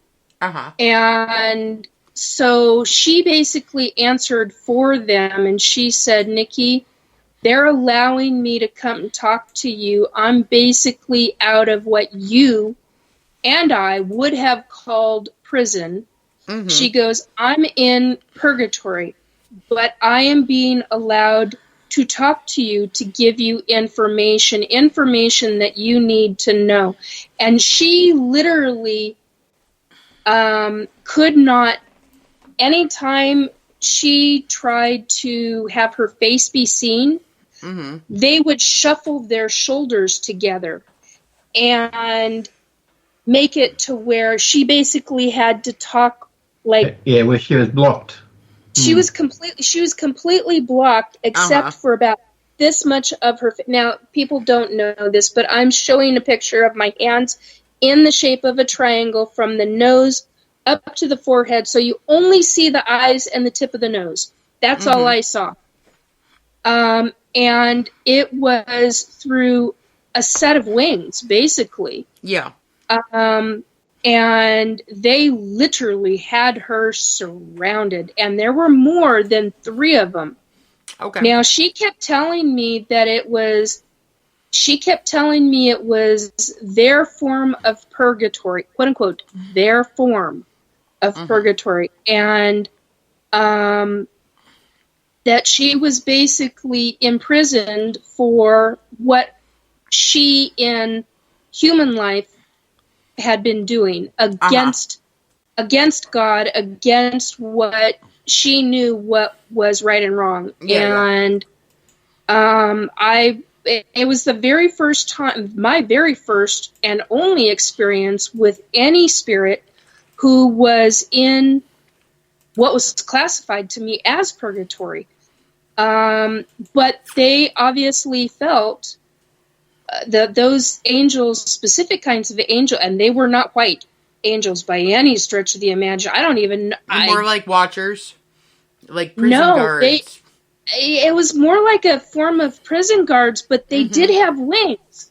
And everything about them was very, very dark grays, bits of black in the wings. I can't call it demonic. They were not demonic by any stretch, but they were a form, they were very much prison guards to her, and she kept calling it purgatory. Bail bonds workers, as Robert just, pretty freaking much. I mean, it was pretty intense. I mean, and it's my one and only time I ever talked to some, but they all felt that what she had to come to tell me was that important, that they surround her out of jail. I don't know what else to call it. And they bring her to me to where she could give me the information. And that the information they were direct. What I got from them was that the information, it was directed, commanded to them on high, that they bring her to me. And I was like, what do you mean on high? And I mean, I got the idea, but I mean, I kind of like wanted, it wasn't from God himself, but it was from somebody in higher. Yeah. Yeah, somebody in his angel realm that had the command, and it went down the line to them, and they brought her to me. It was a heck of a mind bender to me, Kayla, because I was like, I'd often wondered about a form of purgatory, but this was intense. It was the intensity in my home when they left. I mean, it was like night and day. The energy was crazy intense. No, and like, not to make light of that in any way. No, but do you think this is a conversation? I mean, that there are like heavenly bounty hunters in that case that would go and like corral up like people that were supposed to be maybe in purgatory versus like still on earth or whatever. Like, what is that damn movie? Well, it's like the Rest in Peace Department. Right? Yes, R.I.P.D. There's only one. Yeah. The Angel of Death. The Angel of Death. So, do you think then, like, a Reaper would be, or are you talking the actual Angel of Death as being the bounty hunter? No. I know the actual Angel of Death. I've met him. I've had conversations with him. He's shown me his book. I've actually seen the man laugh, and I do call him a man. So, he's been in my home. I've had numerous conversations with him over a number of factors, and I don't say that lightly. I don't take any of this lightly. This is very, very serious to me. And I'm here to tell you that to see him laugh, oh my God, to see him actually, that's a whole nother ballgame. It was a real trip. It kind of wigged me out to no end, but it was really cool. Anyway, my point is that he has people below him that do his work. He is in charge of his own, lack of better phrasing, I don't know what to call it, but realm. But he, see, that's why I don't like using that word, because I don't know what else to call it. He is in charge of a lot. I would almost call it platoon in that case. Yeah, I mean, he has his own group of beings that he deals with that are in his command. I literally just got told, you need to be careful. I literally just got warned. I don't know what else to call it. I mean, give me and sorry guys, this is not directed at you. Give me the right freaking words then to use it, to classify that as. But I know that he doesn't work alone. I know that. I mean, it's like a fact to me, because I've seen it, I've witnessed it firsthand. I've witnessed it. So I don't know what else to call it. So then, okay. So this again is going to sound really, really weird here, but we have like Angel of Death, right? Yeah. And then we have the hierarchy angels. So would like. And I've seen the apocalypse, the men of apocalypse. And that's what I'm saying. So would the four horsemen in that case, like if we're going biblically here, would the four horsemen fall into like the platoon of the Angel of Death, or would those fall into their own category of like hierarchy, but not necessarily? I don't know. I was going to say I don't know, but my instinct on the four horsemen is that they are their own thing. Yeah, they're not angels. Their own. Okay, so what? They're not angels, but I have witnessed them. I didn't even know that they were real. Well, so according to Catholic philosophy, what would the four horsemen fall under then? Are they just the bringing of the apocalypse, or Yeah, horsemen. they're actual horsemen? Yes. Like, no, that's what I was asking. They are horse I've seen them riders. on their horse. Yes. They are I've not seen them human, on their horses. They're okay. No. but they No. are souls. Okay, so they're like souls that have been given that specific task. Then, And they Yes. each look very Okay. different. Well, Okay. yeah, And because they've I been- have seen them on what I can only classify are horses. I don't know what else to classify those animals that they were riding on. I don't know. I don't have a clue as to what they were on. But How long has it been and since you each watched one, Harry Potter? it's funny that you mentioned that. I'm just now going back through. I'm just now getting back into 5. Okay, I think it's number Episode- 3. Number 3.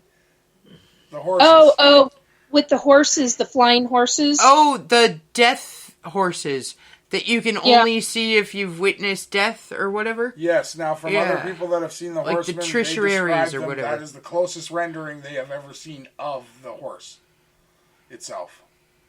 Yeah, it's real close to that. Oh, it's not number 3. When does The ones I saw with the with Number the horse 5, up- because number 4 he witnesses what's his that's Dietrich's when the vampire dying. dies. Yeah.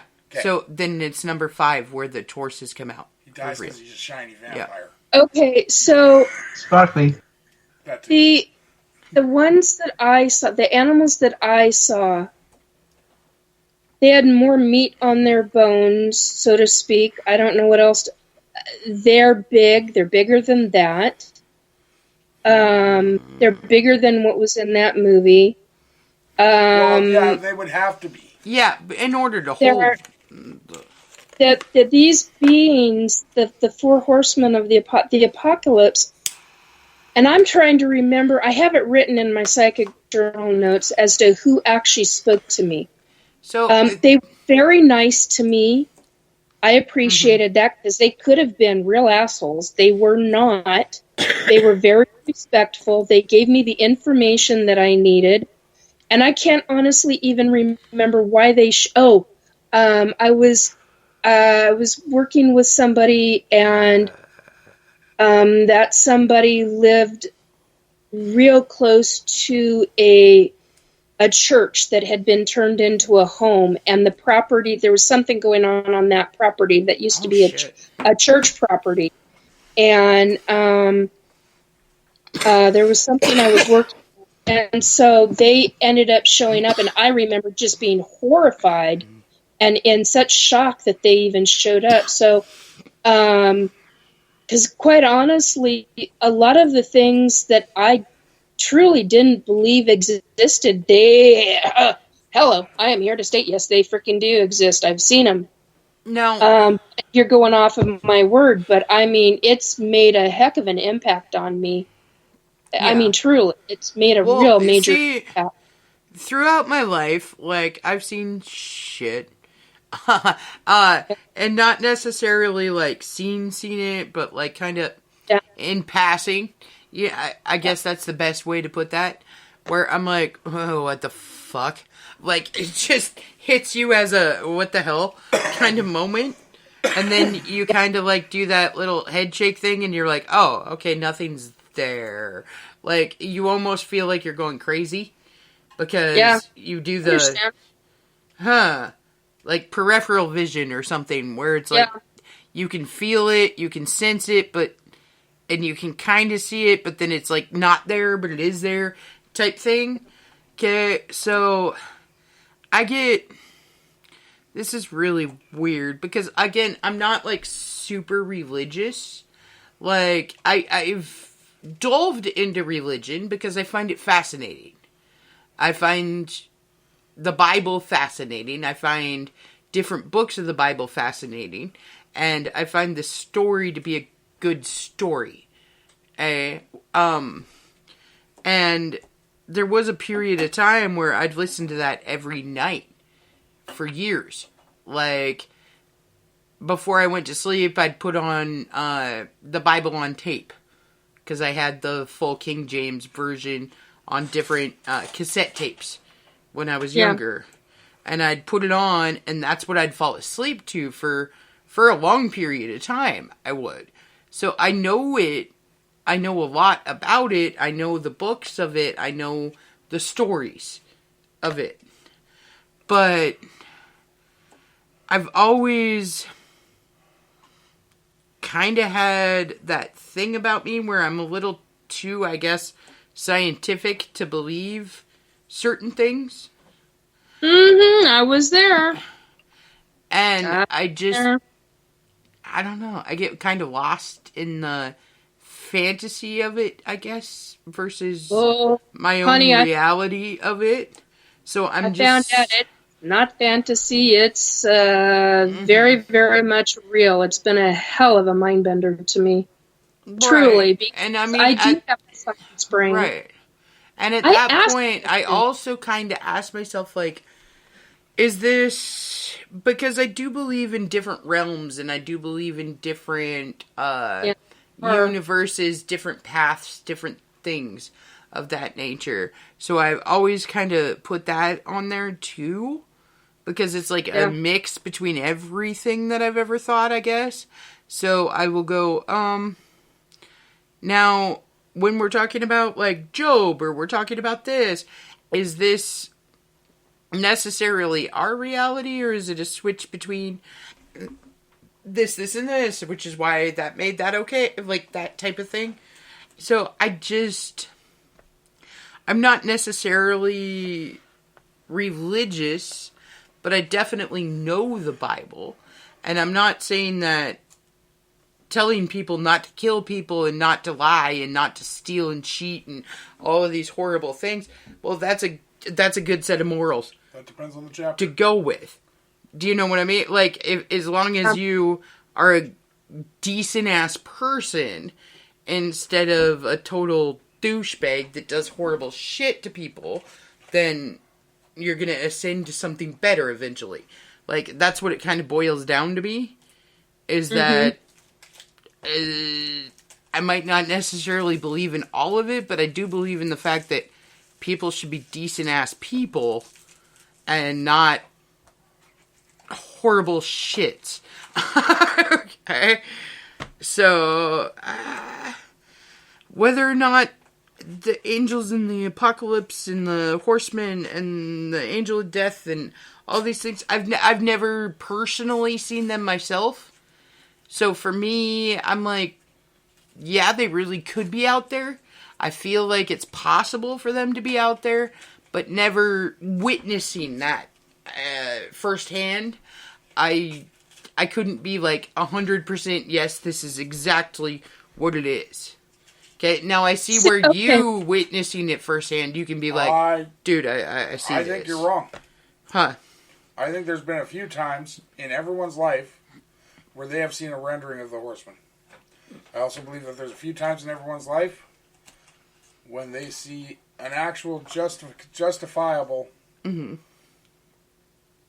The only way I can put this is rendering of an angel. An angel or a demon. Or a demon. Okay, so but you think the that horsemen, definitely. We see them, but we might not put it down as that because of our own personal experiences. Oh, I fucking do. Every time I go to Walmart, I'm pretty sure I see pestilence. Now, that's the other thing, though, is that, like, okay, so as far as the Bible and as far as what I know of the Bible and all of the different stories and everything, you get tested. You get tested throughout your life with all kinds of different things. Okay, so, like, there'll be, like, random homeless dude number 2 that'll come knock on your door and you're supposed to feed them because that's the humane thing to do. Or to help them out, or, you know what I'm saying, right? But... yeah. If, for instance, I was to give one dude, like, $2, and the other dude, I was like, dude, I'm, like, broke right now. I only have, like, $6 on me, or whatever the fuck it is, right?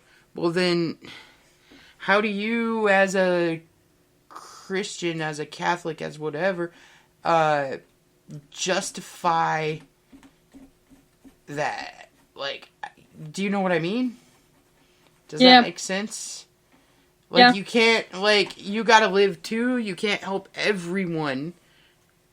But you're not a shitty ass fucking person because you try to help people.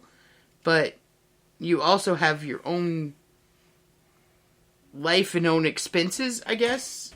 And, like, everything else. So, where's that line of I'm being a total dick and I just can't help anymore?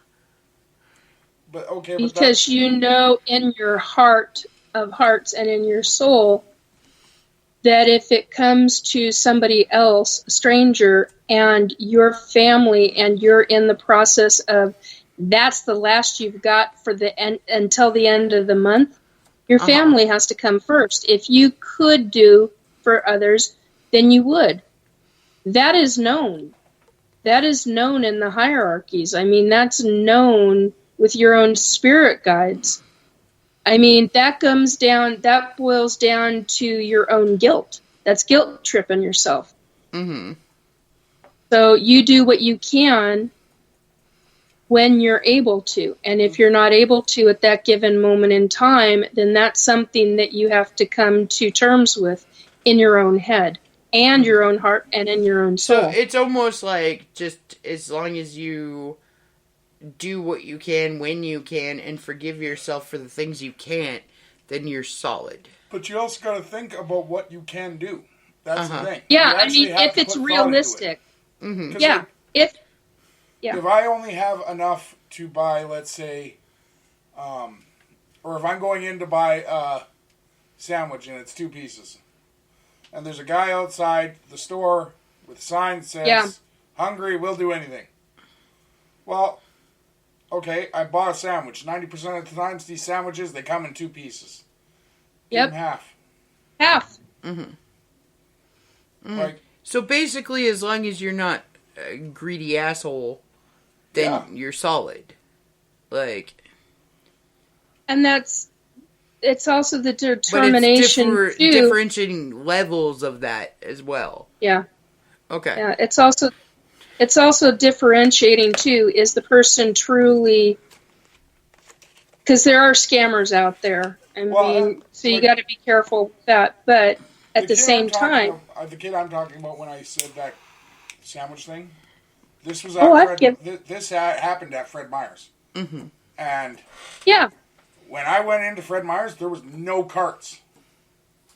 So I also walked up to the customer service desk and asked for an application, and I handed it to him on my way out, and I told him, you may not be able to get a shower and feel uncomfortable walking into the store the way you are right now. This is where you can go take a shower as well. Friend, here's a job application. I've done that. Now, I've also done it to where I've had a homeless teenager stand in front of me, ask me, can you, when you go in, can you buy me a pair of gloves? I've literally given them, during wintertime, I'm like, tell you what, I am wearing a scarf that I made. You can have my scarf and you can have my gloves. I've literally done that. I mean, because and you can tell, and besides being the psychic medium, I mean, there were things that I knew not to ask. Things I wanted to ask as a parent. This was an older teenager. Not a younger kid, but I instantly knew, and I'm like, okay, so I went in, I gave him my scarf and my gloves, and went in, did something very similar that Cole did, but also came back out and made sure that he had access to free phone numbers and different things that were open source, so to speak, let's put it that way. Yeah. And the guy cried. I mean, he had tears. And I'm like, this is a big deal. This is a really big deal. This is what I can do right now. And I know people that have given different people, they were like, I don't have shoes, and they're walking around with just a pair of socks on, but the socks are holy and they're just, So I know people that have actually given their shoes. So, it's, you do what you can when you can. Well, and like on the other end of that, when me and Kayla lived in Birch Bay, there was this guy who stood on the corner of a well-populated road just off the freeway, right beside a gas station. But like, there's not a house for a mile. And every couple of days, I would stop when we were on our way somewhere, and I would run into the gas station, grab him a coffee, and give him $10 and a coffee. Yep. This guy had a sign that said, "I'm a veteran, need help," and he was in a wheelchair. And he's probably, 60 at that time? 60, 70? 65, yeah. Friend. One of the days, it just started downpouring. So I figured, you know what? Let's give him a ride wherever he's going to go, because, he can't stay here. Friend. So I get his wheelchair in the car, get him in the car. Friend. Pull up to where he tells us. He's got a 2-story fucking house and 2 cars. And I asked him, what are you doing then? And he said, well, I'm a medically retired veteran. But they retired me early enough that I don't have a pension. Not a real one. We have 5 kids who have kids of their own. And everybody lives here. This is the only way I can make money. For him without getting hit. Because he loses a whole bunch of his benefits if he actually went to work. I'm like, okay, well, that's good enough reason. For yes, it is a scam. But at the same time, it's not. He's just trying to provide for his people. And if that's all he can do, then that's all he can do. Yeah, I've had people tell me, you're full of shit for doing what you do, Nikki. And I'm like, you know what? You do what you can when you can. Yep. And I fucking hate it when people tell you, oh, well, why did you do that? They're just going to go buy booze, or they're just going to do this. And I have always thought about it as, who the fuck cares what they end up doing with their money in the end? Okay, because genuinely, you have the choice. Every human being has the choice to do whatever it is they're going to do. But don't tell me not to do something because you think the worst in people. And if that is what they do, that's what they do. But that's not the fact. That's not the matter of what I'm doing right now. Yeah. I used to work in downtown Seattle at night during the night shift. Mm-hmm. And when I was 19, 20, and 21. And in that time frame, I should say. And it was a very different back then versus now. Very different. Yeah. Very, very dangerous back then. But at the same time, you dealt with all different levels of homeless people. Mm-hmm. Now it's a completely different kind of extreme danger. Yeah. Well, okay, it's much more different, but you've still got different levels of homeless. Mm-hmm. So you do what you can. And I might be a weirdo when it comes to that.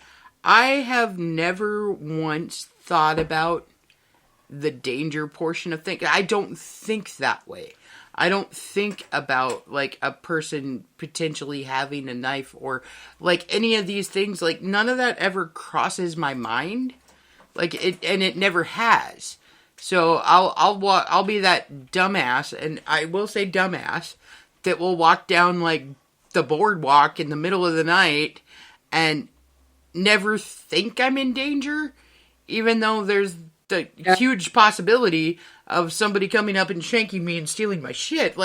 But I've never felt like I've ever been in danger from anybody. And I don't know if that's that fight-flight instinct thing where I'm like, I can take him, bring it, or what it is, but I've never once been I am scared to be here. When you've got guys come, and I do mean guys, homeless guys coming at you from across the street, see you walking, and you're simply trying to get to your job, and they're either coming at you with empty beer bottles or broken beer bottles or knives or things of that nature, or they're drunk as skunks, and they're drinking that what is it, 101 English something or other, or English something or other. I mean, like the super cheap stuff, just so that they can get their alcoholic high. It's a different ball game now. No, I mean, I totally do understand that. But that's what I'm saying is that me personally, I've had a lot of people approach me. Like, I've lived in Bellingham. I've gone downtown Seattle by the hospital at night, like all kinds of stuff. Ooh, and I have a whole nother level. I have never personally, like, I've had people approach me like that, and me, I'm just like, hey, what's up? Like, I'm not that person that automatically, like, thinks I'm ever in danger, and I don't know why, but I guess I'm stupid in that way, because I'm like, oh, okay, hey, buddy, how's it going? Like, I don't ever think of the fact that I'm gonna die. Like, ever. That's blissfully unaware. Right? Like, I'm always like, oh, okay, well, this guy's, like, drunk as shit, but I've seen drunk people. What's up, guy? Like, I'm not... Yeah. I don't know. Yeah, it's just, you do what you can when you can. That's my saying. And you got to protect yourself. You got to be careful. And you got to protect yourself. And there's so many ways of protection nowadays that, in comparison to like the 80s and early 90s. How do I say? Okay, so there was this huge thing going around on the internet for a while about, would you rather run into a dude or a bear? Right? Oh, yeah. Yeah, like, it was this huge thing where it was like, would you rather run into a dude in the woods or a bear in the woods? Right? And one of my coworkers, one of my coworkers asked me, well, would you rather run into a dude or would you rather run into a bear in the woods? And it's this thing, and I was like, dude, I'd much rather run into the dude in the woods than the bear. And they're like, really? But a dude can do... I said, man, I've ran into dudes in the woods before where I've walked up, there's a dude coming down, and I'm like, hey, how's it going? Oh, was it a good hike? Okay, like, I don't think that a person is ever going to be malicious. And I think that's like you were saying, blissful ignorance or whatever. But I've never thought of the person coming and being like, I'm going to kill you. I always think of, hey man, how's it going?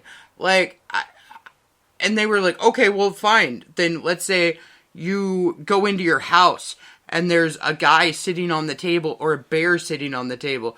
I'm like, I would still much rather run into the dude than the bear, especially if it's in my house. Like, I'd be like, dude, what the fuck? Why are you sitting on the table?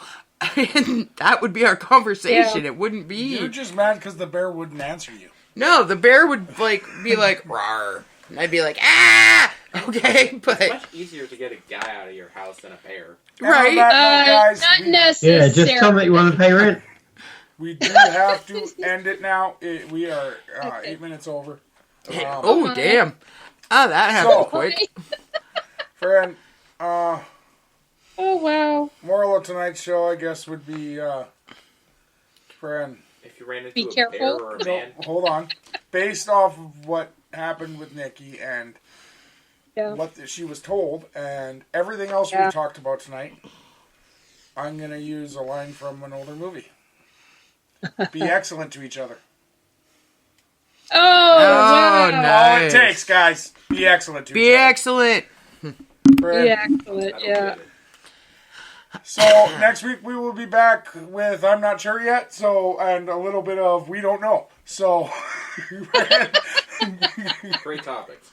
Yeah. I'm so excited for this. It's going to be fucking phenomenal. With that, everybody say goodnight. Bye. Bye. Oh, Data transfer complete. System malfunction. Please evacuate immediately.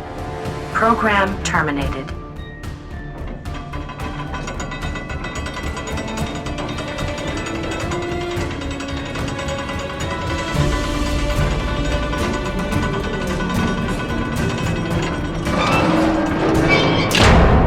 Son of a biscuit eater.